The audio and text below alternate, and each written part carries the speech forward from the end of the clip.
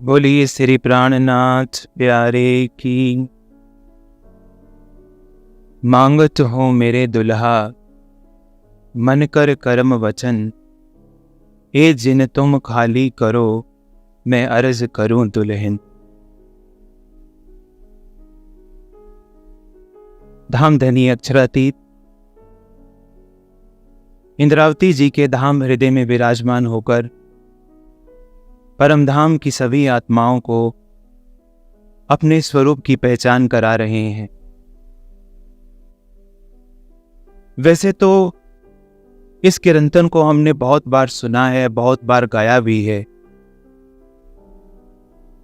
तारतम वाणी को, इन प्रकरणों को, इन चौपाइयों को जब हम पढ़ते हैं तो प्रथम दृष्टि में तो ऐसा लगता है कि जैसे एक ही बात को बार बार लिखा गया है। लेकिन जैसे हमारा ज्ञान बढ़ता है, जैसे हमारे भाव प्रगाढ़ होते जाते हैं, तो ऐसा प्रतीत होता है कि मानो इसको पढ़ने से कोई हमसे बात कर रहा है, कोई हमारी बातों को सुन रहा है, और जो बात हमारे हृदय में अभी उत्पन्न भी नहीं हुई, मानो कोई उसको जान करके उससे पहले हमें उत्तर दे रहा है। जिस प्रकार गीता श्री कृष्ण की वांगमयी मूर्ति है, गीता को पढ़ते हैं तो लगता है मानो श्री कृष्ण हमारे सामने प्रस्तुत हैं। यह संसार रूपी धर्म क्षेत्र कुरुक्षेत्र, जिसमें हर व्यक्ति दुर्योधन की तरह द्वंद्व में जी रहा है, गीता को पढ़ करके ऐसा आभास होता है कि मानो गीता के श्लोकों के माध्यम से साक्षात योगेश्वर श्री कृष्ण आज भी संपूर्ण मानव जाति को निष्काम कर्म की शिक्षा दे रहे हैं। उसी प्रकार यह वाणी अक्षरातीत धाम धनी की वांगमयी मूर्ति है। मानो ये मूर्ति हमसे बोलती है, हमसे बात करती है, हमारे भावों को समझती है।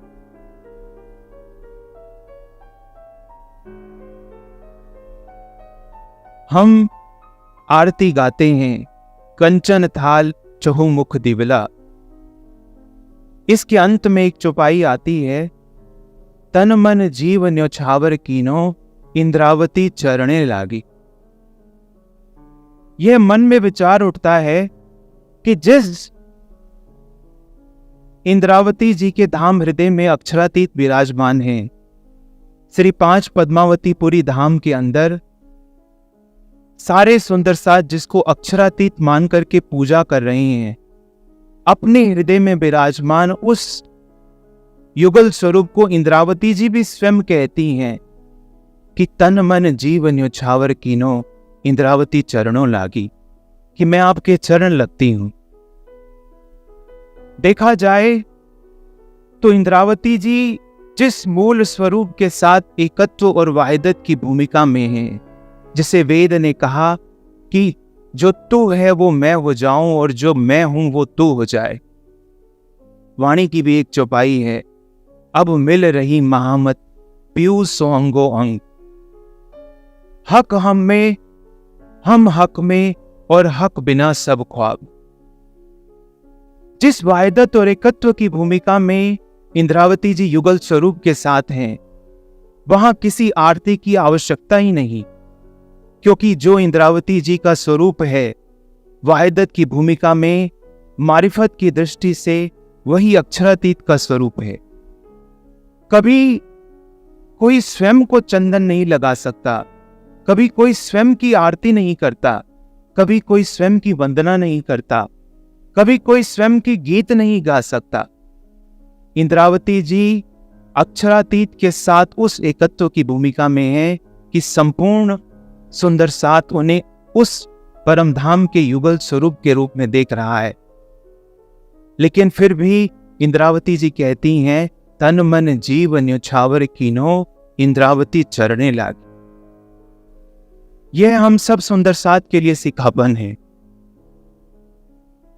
कीर्तन की इस चौपाई में भी कहा है, मांगत हूं मेरे दुल्हा, मन कर कर्म वचन। ए जिन तुम खाली करो, मैं अर्ज करूं दुल्हन। कि हे धामधनी, मैं अपने मन, मैं अपने वचन और मैं अपने कर्म से केवल एक ही बात मांगती हूं, और ए जिन तुम खाली करो। मेरी एक ही अर्जी है, मेरी एक ही विनती है। और पहले मैं आपसे एक वचन चाहती हूं कि आप मेरी अर्जी को मत ठुकराना। ए जिन तुम खाली करो, अर्ज करूं दुल्हन। और इंद्रावती जी की अर्जी क्या है कि मेरे धनी तुम्हारी साहिबी, अपनी राखो आप, इश्क दीजियो मोहे आपनो, मैं तासो करूं मिला। मुझे आपका कुछ नहीं चाहिए, मुझे राज्य का कुछ नहीं चाहिए, मुझे आप चाहिए। हम प्रतिदिन अर्जी गाते हैं, पिया तुम हो तैसी कीजियो। जब महाभारत का युद्ध था, दुर्योधन श्री कृष्ण के पास जाते हैं और श्री कृष्ण से युद्ध में अपने पक्ष में लड़ने के लिए कहते हैं। श्री कृष्ण दुर्योधन से कहते हैं कि दुर्योधन, तुम्हारे पास दो चुनाव हैं, तुमने चुनना है। एक तरफ मेरी 11 अक्षोषणी सेना है, या तो तुम उसको चुन लो, और एक तरफ मैं स्वयं हूं निहत्था, और मैं वचन देता हूं कि मैं युद्ध में कोई भी शस्त्र नहीं उठाऊंगा। तुम बताओ तुम्हें क्या चुनाव करना है।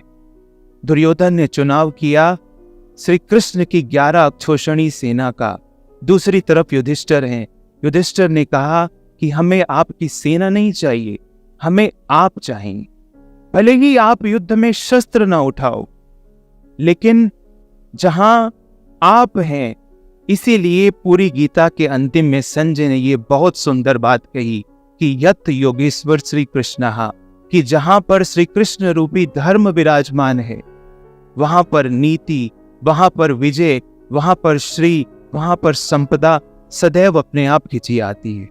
इंद्रावती जी भी यही कहती हैं कि मुझे आपका कुछ नहीं चाहिए, पिया तुम हो तैसी कीजियो।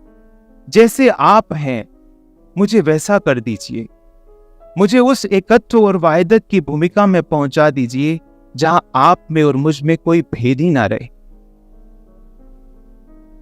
यह सरल साधारण से किरंतन हम सभी सुंदर साथ को गहन चिंतन के लिए मजबूर करते हैं कि आज 400 साल से ये जो अखंड वाणी का रस बरस रहा है, उसके बाद भी अक्षरातीत धामधनी को पीठ देकर हम प्रतिदिन संसार में लौटते हैं। मुझे एक उदाहरण याद आ रहा है। एक गांव में एक गरीब किसान था, उसका नाम था देव प्रसाद। बहुत ही गरीब, बहुत ही दरिद्र, टूटी फूटी उसकी झोपड़ी, जिसमें हजारों छेद। वर्षा की ऋतु में पानी टपकता था, सर्दी की ऋतु में ओस टपकती थी। एक उसकी पत्नी थी और एक उसका छोटा सा पुत्र।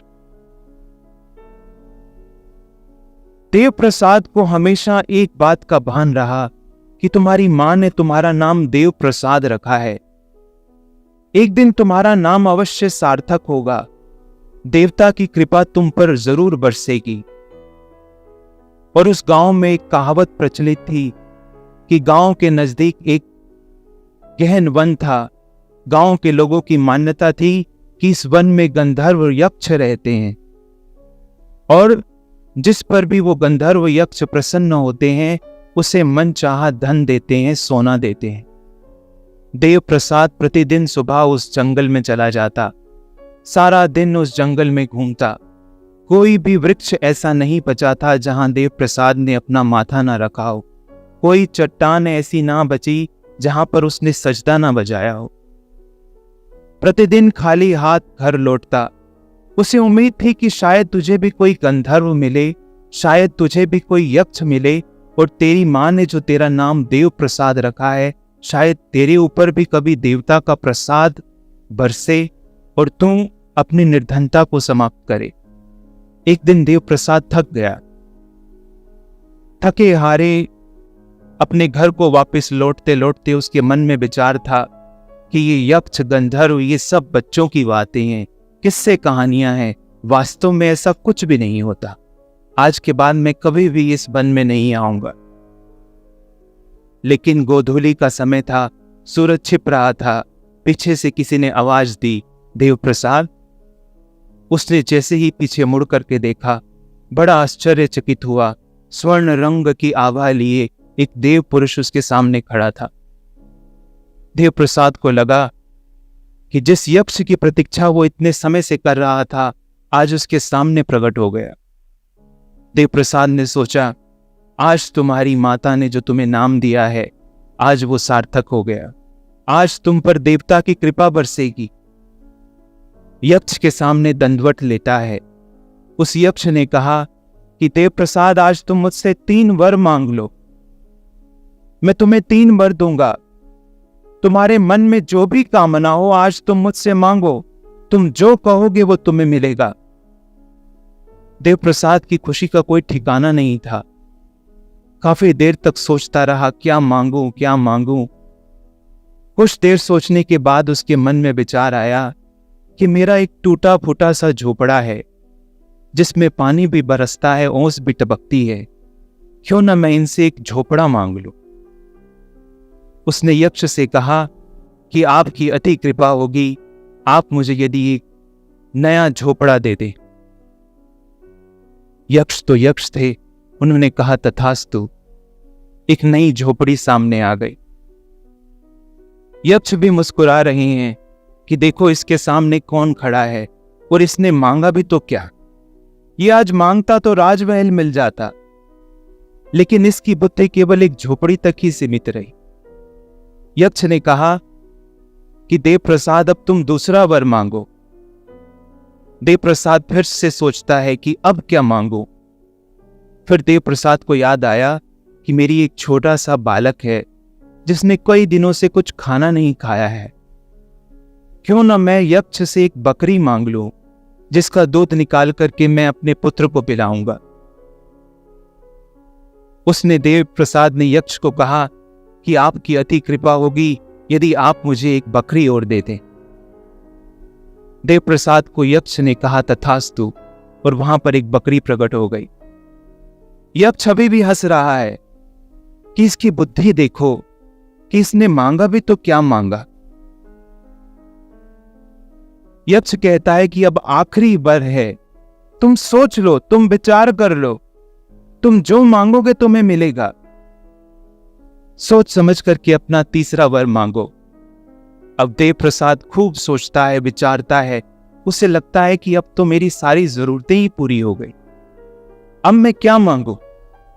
फिर उसको लगता है कि बकरी है, बकरी को रोज चारा भी तो खिलाना पड़ेगा।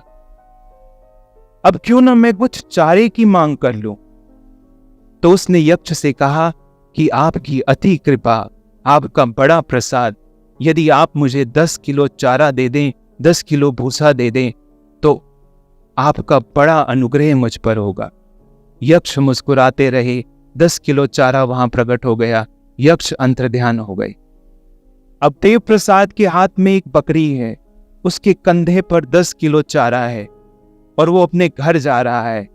उसका मन प्रसन्नता से, पांव उसके जमीन पर नहीं पड़ रहे। वो अपनी पीठ को थपथपा रहा है कि देव प्रसाद, तुम कितने बुद्धिमान हो।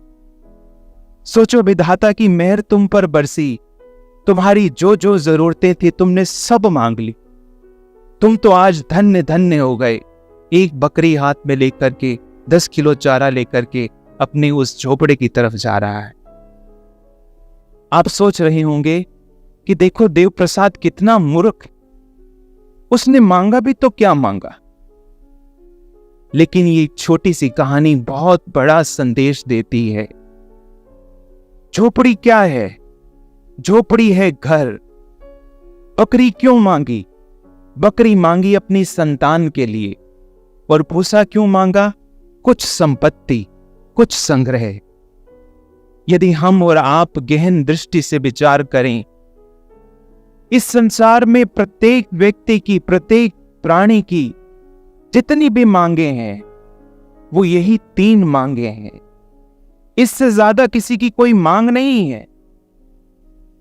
इस देश में घर घर में गीता का पाठ हो रहा है, रामायण का पाठ हो रहा है, सत्यनारायण की कथा हो रही है। हजारों लोग गंगा में डुबकी लगा रहे हैं, यमुना में डुबकी लगा रहे हैं। कोई मूर्ति के आगे लोटपोट हो रहा है, कोई मस्जिदों में जाकर कब्रों पर चदरें चढ़ा रहा है, कोई गिरजाघरों में मोमबत्ती लेकर के खड़ा है, कोई जैन और बौद्ध की मूर्तियों के षोडश उपचार पूजा कर रहा है।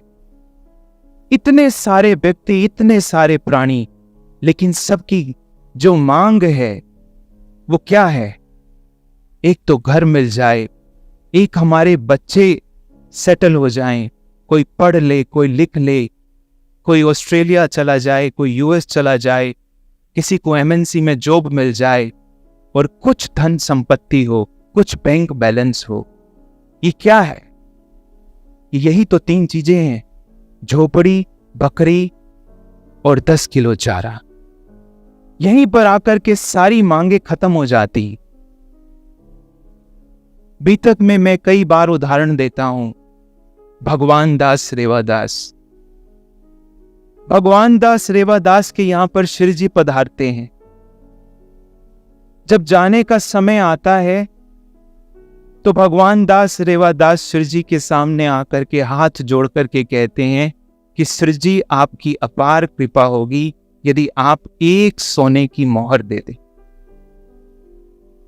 मुझे भगवान दास रेवादास का चरित्र इसलिए बहुत प्रिय है क्योंकि भगवान दास के चरित्र में कोई लार लपेट नहीं है। उसके मन में जो है वही उसकी जिह्वा पर है। उसके मन में धन की मांग है, संपत्ति की मांग है, सो उसने कह दिया। उसने कुछ झूठ नहीं बोला। वो कहता है कि श्री जी 1 सोने की मोहर दे दीजिए। गोवर्धन भट्ट श्री जी के साथ हैं। गोवर्धन भट्ट श्री जी के साथ हैं। वो भगवान दास रेवादास को कहते हैं कि रेवादास, तूने 1 सोने की अशर्फी मांगी है, 1 सोने की मोहर मांगी है, देने को तो तुझे 100 दे दे, लेकिन तू ये बता कि तू इनका करेगा क्या? एक ना एक दिन तो 100 की 100 समाप्त हो जाएंगी। यदि ये समाप्त ना हुई तो इस संसार को डस लेने वाला काल तुझे डस लेगा, तेरा अस्तित्व समाप्त हो जाएगा। फिर तू सोने की मोहरों का क्या करेगा? तो ये तो देख तेरे घर पर कौन आया है। इन वचन के कारण लक्ष्मी जी आप, कि जिसके लिए 7 कल्पांत तक लक्ष्मी जी तपस्या करती रही, तेरे घर वो आया है। ये जो असंख्य ग्रह नक्षत्र हैं, ये जो असंख्य आकाश गंगाएं हैं, इनका जो अखंड अधिपति है, इनका जो अखंड राजा है, आज वो तेरे घर आया है। तू अपना सौभाग्य तो देख, आज विधाता की मेहर तुझ पर कैसी बरसी है। तू अपनी आंखों को देख और तू सोच कि तेरे घर पर आज कौन आया है। तो इनसे कुछ मांग। और गोवर्धन भट्ट के ये शब्द हैं। गोवर्धन भट्ट कहते हैं कि तू मांग अलौकिक इन पर, कि तू इनसे कुछ अलौकिक मांग ले, अब तो लौकिक मत मांग। धन तो मांगने वाले बहुत हैं, तो धन मत मांग, तो इनसे परम धन मांग ले। तो इनसे ऐश्वर्य की मांग मत कर, तो इनसे परम ऐश्वर्य मांग। तो इनसे पद की मांग मत कर, तो इनसे परम पद मांग ले। तो देख तो सही तेरे दरवाजे पर आज कौन आया है। युग युग बीत जाते हैं, सदियां बीत जाती हैं, हजारों असंख्य ऋषि मुनि जिसकी एक झलक पाने के लिए अपना सब कुछ समर्पित कर देते हैं, आज वो चल करके तेरे घर पर आया है। तू मांग अलौकिक इन पर। लेकिन रेवादास ने क्या मांगा कि मुझे 1 सोने की मोहर दे दीजिए। इत खिन का है जो लटका, जीत चलो भावे हार। भगवान दास रेवादास हार गए। लेकिन हम सब के लिए एक उदाहरण, नचिकेता जब यमाचार्य के पास पहुंचते हैं, यमाचार्य से ब्रह्म के विषय में बात करते हैं कि मुझे ब्रह्म का उपदेश दीजिए। यमाचार्य नचिकेता से कहते हैं कि शतायु पुत्र पौत्रान, कि तू मुझसे 100 बरस वाले पुत्र और पौत्र मांग ले। बहून पशून हस्ती हिरण्यम अश्वान, तू मुझसे पशुधन मांग ले। हस्ती हिरण्यम अश्वान, अश्व घोड़े हाथी मांग ले। भूमिर महत आयतनम, जहां तक तुझे दिखाई देता है क्षितिज के उस पार तक तू मुझसे भूमि मांग ले। यावत इच्छसी, जब तक तू जीना चाहे मुझसे मांग ले। लेकिन जानते हैं नचिकेता ने क्या कहा? नचिकेता एक छोटा सा बालक है। नचिकेता ने 2 शब्द कहे। नचिकेता का पहला शब्द था श्वो भावः, कल नहीं रहेगा। आप जो भी देना चाहते हैं ये कल नहीं रहेगा। मर्त्यस्य, ये तो मरण धर्म है। एक दिन ये समाप्त हो जाएगा। एक दिन ये भोग समाप्त हो जाएंगे। यदि भोग ना समाप्त हुए तो पूरी पृथ्वी को डसने वाला काल मुझे समाप्त कर देगा। यदि आपको देना है तो आप मुझे ब्रह्म का उपदेश दीजिए। लप्स्यामहे वित्तम न वित्तेन तर्पणीयो मनुष्य, धन से किसी की तृप्ति नहीं होती। लप्स्यामहे वित्तम, मुझे धन मिल जाएगा यदि मैं उसके स्वरूप को देख लूंगा। कोई कोई होता है जो संसार के धन, संसार की कामनाएं और संसार के प्रलोभनों को छोड़ करके इंद्रावती जी की तरह पुकार लगाता है कि इश्क दीजियो मोहे आपनो, मेरा यही सौमुद्दा है। कि यदि मुझे आपने कुछ देना है तो आप मुझे केवल प्रेम दीजिए, आप मुझे अपने सरीखी कर लीजिए। मुझे आपका कुछ नहीं चाहिए, मुझे केवल और केवल आप चाहिए। कोई कोई ललिता सखी के जैसा होता है जिसके हृदय से ये प्रार्थना उठती है, आत्म मेरी निर्मल करके सहजे पार उतारी, कोट बेर ललिता कुर्बानी। ललिता सखी कहती है कि धाम धनी अक्षरातीत, आपने जो मेरी आत्म जागृति की है, आपने जो मुझ पर यह रस बरसाया है, यदि ललिता सखी को करोड़ों जन्म भी मिले तो हर जन्म में ललिता सखी आप पर अपने प्राणों को न्यौछावर करती। यह इंद्रावती जी की वेदना है। ना चाहूं मैं मान बुजुर्गी, ना चाहूं खिताब खुदाए, इश्क दीजियो मोहे आपनो, मेरो यहीं सो मुद्दा है। मेरा मुद्दा तो केवल यहीं से है, मुझे इसके सिवाय कुछ नहीं चाहिए। जब विरह में तड़पती हुई गोपियों के पास उद्धव श्री कृष्ण का संदेश लेकर के जाते हैं, गोपियों को कहते हैं कि क्या तुम एक पुरुष के पीछे पागल हो? क्या तुम उस कन्हैया के पीछे पागल हो? तुम उस निर्गुण निराकार ब्रह्म की उपासना करो। तो गोपियां श्री कृष्ण से कहती हैं कि जाकर के उस श्री कृष्ण को कह दो कि एक सरोवर होता है, उस सरोवर के अंदर बतख भी तैरती है, बगुला भी तैरता है, उसमें कमल भी खिलते हैं और उसमें मीन मछली भी होती है। जब सरोवर का जल सूखने लगता है तो सारस, बतख और बगुला उस सरोवर को छोड़ करके चले जाते हैं, लेकिन मीन कभी सरोवर को छोड़ती नहीं है। मछली कभी भी सरोवर को नहीं छोड़ती, मछली उसी सरोवर में रहती है। मछली सूखते हुए जल के विरह में तड़पती है, अपने प्राणों की आहुति देती है, सानिध्य को नहीं छोड़ती, अपना जीवन समाप्त कर देती है। गोपियां श्री कृष्ण से कहती हैं कि जाकर के अपने श्री कृष्ण को बस इतना कह देना कि हम श्री कृष्ण रूपी सरोवर के बगुला, बतख या पक्षी नहीं हैं, हम श्री कृष्ण रूपी सरोवर की मीन हैं, हम मछली हैं। हम इस सरोवर को नहीं छोड़ सकती, भले ही जल सूख जाए, लेकिन हम तड़पेंगी, हम विरह में तड़पेंगी। हमें मरना स्वीकार है, हमें अपने प्राणों को छोड़ना स्वीकार है। तुम उन्हें जा करके कहो हम मीन हैं, हम अनन्या हैं, हम नहीं छोड़ सकते। जाकर के उनसे कह दो उठो मन न हुए 10-20, कि किसी के पास 10-20 मन नहीं होते, हर किसी के पास एक ही मन होता है। उठो मन न हुए 10-20, एक हो तो सो गयो श्याम संग।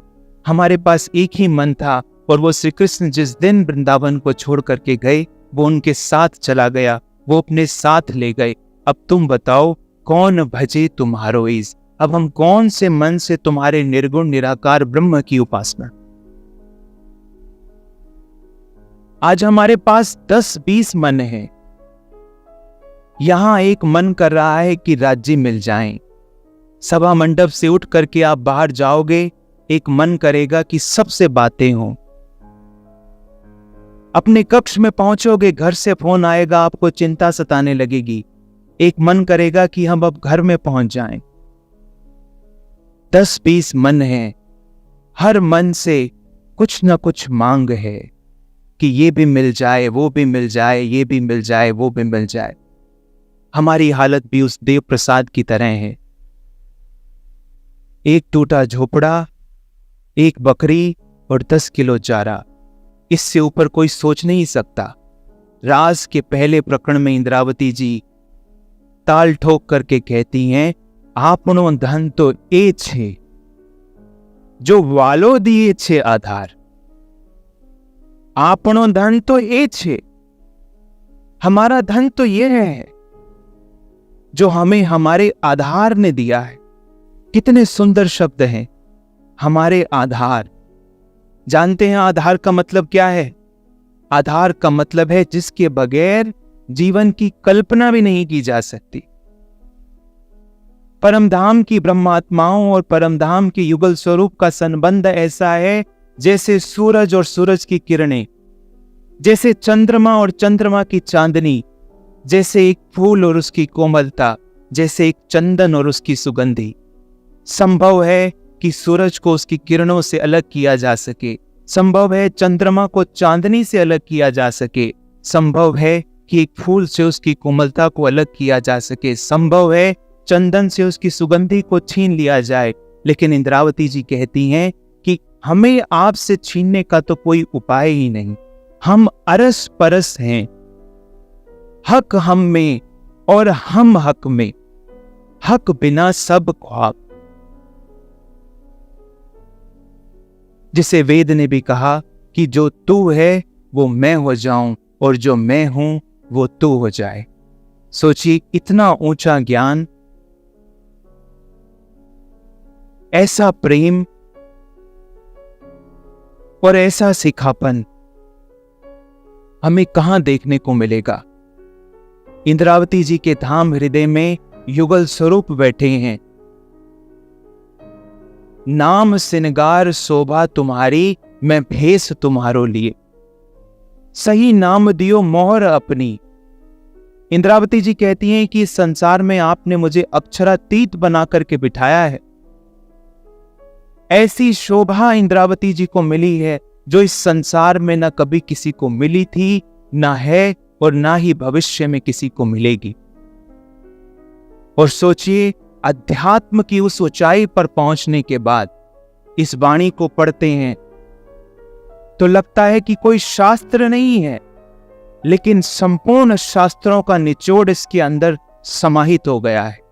इस दुनिया में जितने ग्रंथ लिखे गए, जितनी किताबें लिखी गई, जितनी आराधनाएं की गई, जितने गीत परमात्मा की भक्ति में गाए गए, उन सब के ऊपर यह ब्रह्मवाणी एक कलश की तरह सुशोभित हो रही है।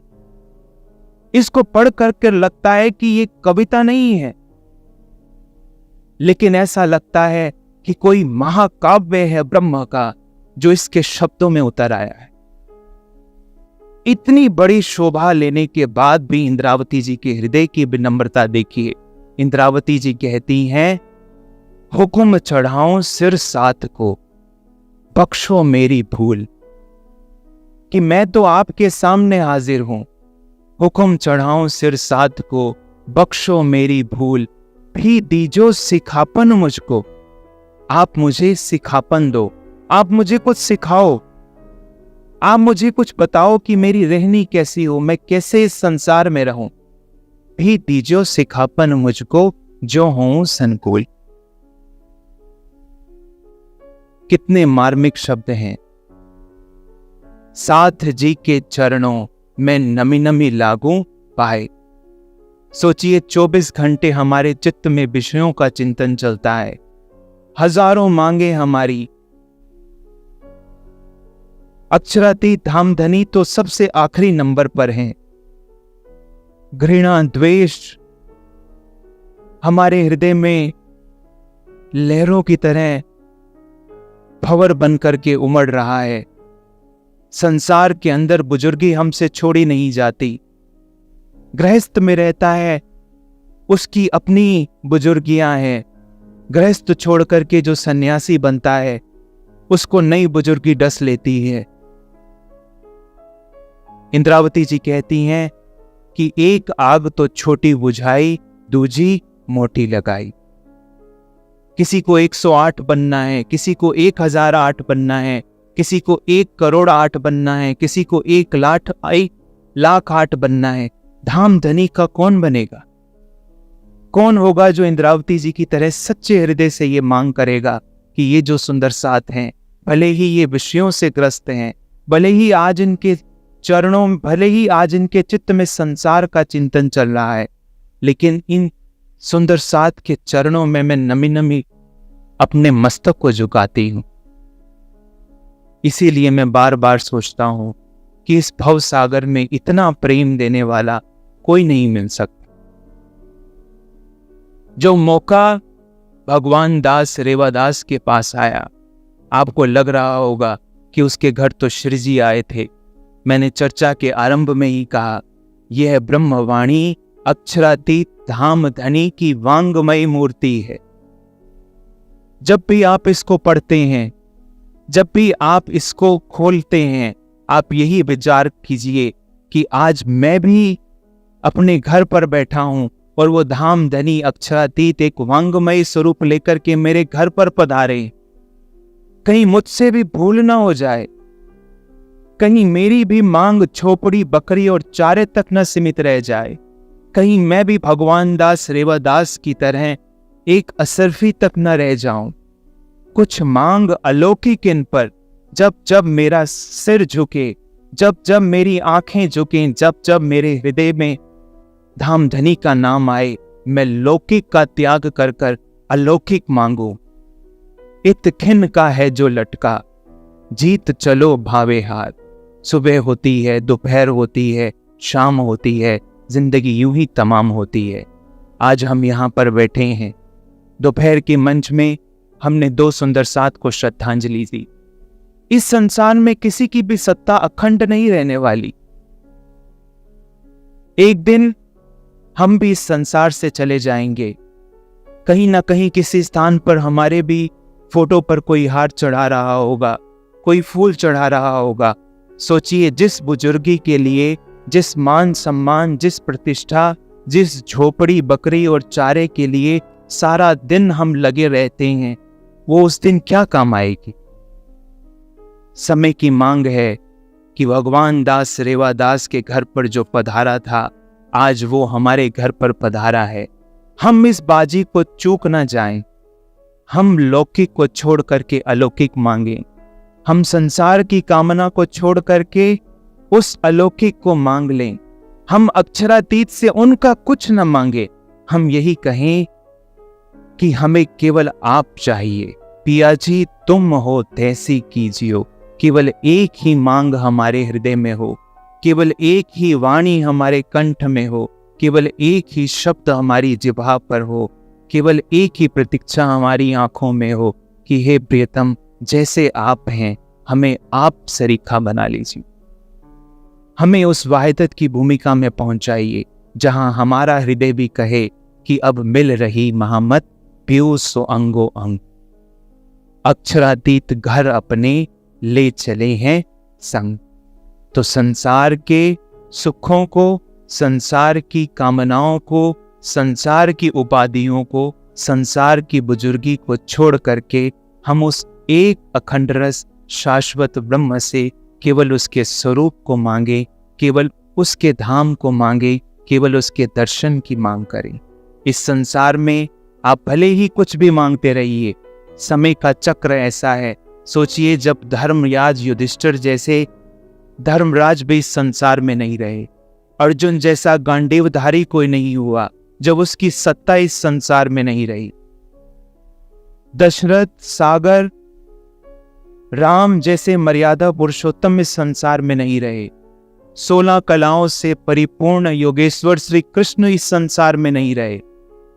अर्जुन ने श्री कृष्ण को गीता में अनेक शब्दों से संबोधित किया, लेकिन पूरी गीता में पहला और आखिरी संबोधन जो अर्जुन ने श्री कृष्ण के लिए प्रयोग किया है वह है मायाच्युतः, कि आप माया से परे हो, त्रिगुणातीत अवस्था में हो। सोचिए, जब 16 कलाओं से संपूर्ण योगेश्वर श्री कृष्ण भी इस संसार में नहीं रहे, तो इस संसार का धन, इस संसार का वैभव मांग करके हम क्या हासिल कर लेंगे? हम धन न मांगे, हमारी कामनाएं सांसारिक ना हो, हम अध्यात्म की राह पर चलें, हम प्रचारक बने, हम राज्य की वाणी का प्रचार प्रसार करने का बीड़ा अपने सिर पर उठाएं, तो हम और दुगनी सावधानी बरतें कि कहीं कोई चुपके से बुजुर्गी, कहीं कोई मान सम्मान की चाहना मेरे हृदय में ना आ जाए।